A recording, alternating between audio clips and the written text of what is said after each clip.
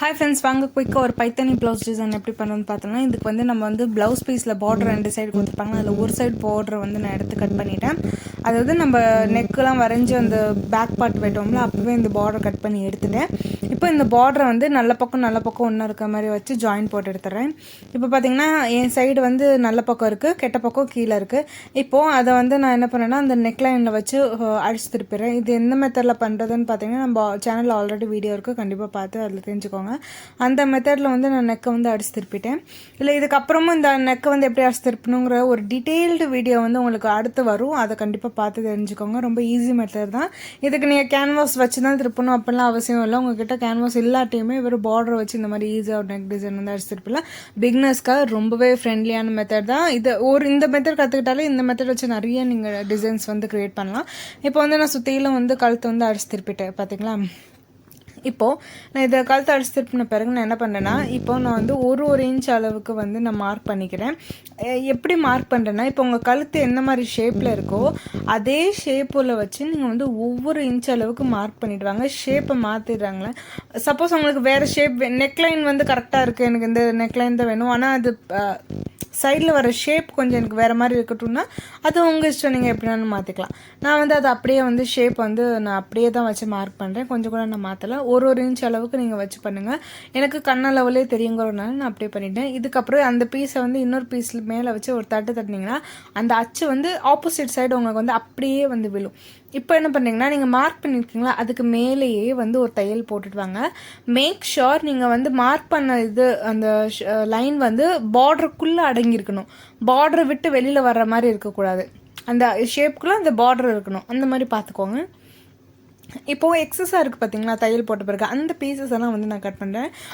உங்கள் சிசர் நல்லா ஷார்ப்பாக இருந்துச்சுன்னா ஷார்ப்பான சிசர் வச்சு ஈஸியாக கட் பண்ணலாம்.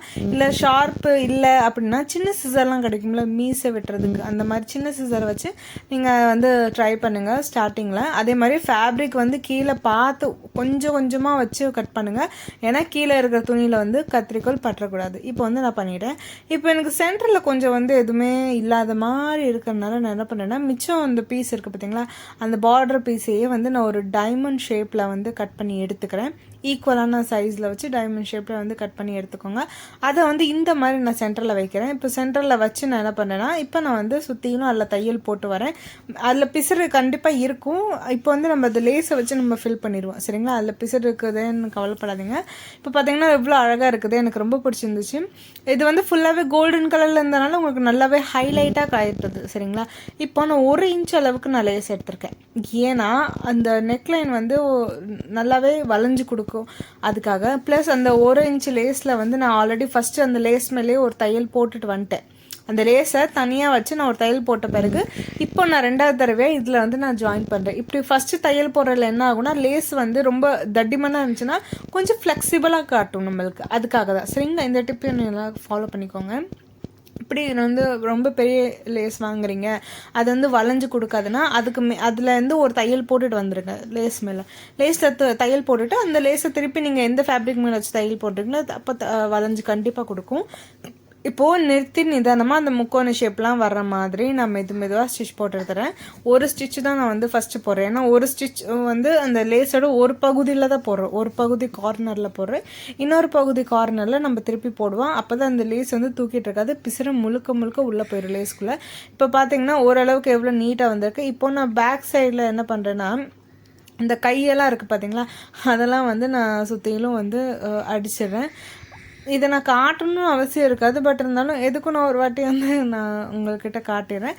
இந்த மாதிரி பேக் சைடில் வந்து இந்த ஆம்கோல் பகுதியில் வந்து நீங்கள் ஒரு தையல் போட்டுட்டிங்கன்னா துணி வந்து விலகாது.